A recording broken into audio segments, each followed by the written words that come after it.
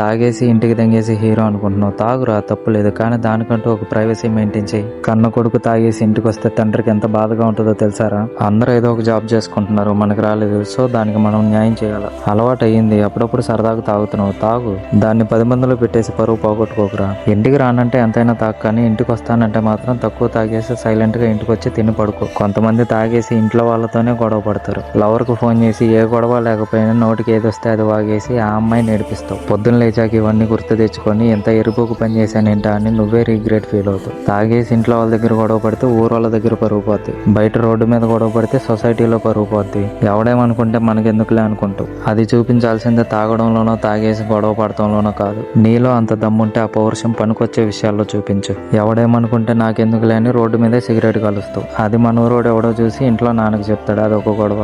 ఇవన్నీ నేను వద్దని చెప్పినా నువ్వు చేస్తావులే, కానీ మనల్ని ఇంట్లో వాళ్ళు పరువుగా కాపాడుకుంటున్నారు, దాన్ని చెడగొట్టుకో. నువ్వేం చేసినా సీక్రెట్ గానే చెయ్యి. కోపాడకుండా నేను చెప్పింది ఒకసారి ఆలోచించు, నీకే అర్థమవుతుంది.